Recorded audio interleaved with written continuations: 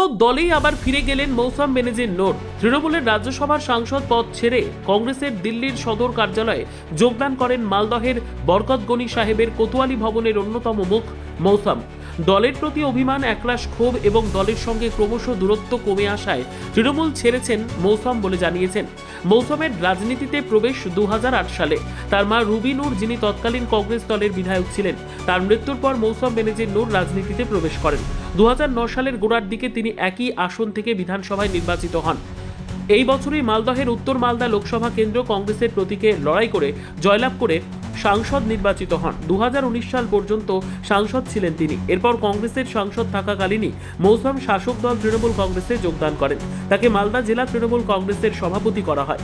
এই বছরই 2019-এর লোকসভা নির্বাচনে তৃণমূল তাকে উত্তর মালদার প্রার্থী করে, কিন্তু বিজেপি প্রার্থী খগেন মুর্মুর কাছে হেরে যান মৌসাম। এরপর প্রায় 1 বছর পর তৃণমূল তাকে রাজ্যসভার সাংসদ করেন। মৌসামের অভিযোগ, এরপর থেকেই দলে তিনি গুরুত্ব হারাতে শুরু করেন। এই কারণেই তার এই সিদ্ধান্ত। মৌসামের দাদা ঈশা খান চৌধুরী দক্ষিণ মালদা কেন্দ্রের কংগ্রেস সাংসদ। তার মামা প্রয়াত এবিএ গনি খান চৌধুরী রেলমন্ত্রী ছিলেন। প্রয়াত এবিএ গনি খান চৌধুরী এক কথায় মালদার রূপকার ছিলেন। এই পরিবারের সদস্যই আবার পুরনো দলে ফিরে আসায় মালদার রাজনৈতিক মহলে শুরু হয়েছে চর্চা। সূত্রের খবর, মালদহের সুজাপুর বিধানসভা কেন্দ্রের কংগ্রেসের প্রার্থী হতে পারেন মৌসাম। এদিকে কাঠগড়ায় বিধানসভা। তার আগে শাসক দল ছেড়ে কংগ্রেসে মৌসাম ফিরে যাওয়ায় যথেষ্ট চাপে তৃণমূল কংগ্রেস। এটা দেখলাম, তার বক্তব্য দেখলাম। তিনি কোতোয়ালির লিগাসির কথা বলছেন, বরকত সাহেবের লিগাসির কথা বলছেন। একটা কথা মৌসুম নূর জানা উচিত, তার মা যখন মারা গেল তখন ওই সিটে তিনি দাঁড়ালেন বাই ইলেকশনে। আমাদের নেত্রী মমতা ব্যানার্জি তার বিরুদ্ধে প্রার্থী দিল না, তিনি এমএলএ হলেন। আবার তিনি লোকসভায় যখন দাঁড়ালেন প্রিয়দা মারা যাওয়ার পর, তখনও মমতাদি প্রার্থী দেননি।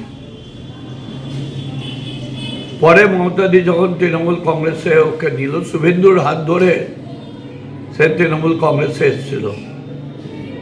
মমতাদি বলল, তুমি লড়াই করো, যত সাহায্য করা। তো বলেছিল যদি আমি লড়াই করতে হেরে যাই, তো মমতাদি বলল, হেরে যদি যাও তাহলে আমি তোমাকে রাজ্যসভার এমপি করবো। মমতাদি কথা রেখেছিলেন, রাজ্যসভার মেম্বার করেছিলেন, সমস্ত সুযোগ সুবিধা দিবেন। বরকত সাহেবের নাম ভাঙিয়ে কেন ওনারা চলবেন?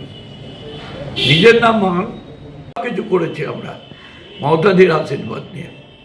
মালদার জন্য বললে হবে না, মালদার জন্য মমতাদি যা উদার হাতে কাজ করেন, এরা শুধু নিজের স্বার্থ চিন্তা করে, ব্যাক বাইটিং করার চিন্তা করে।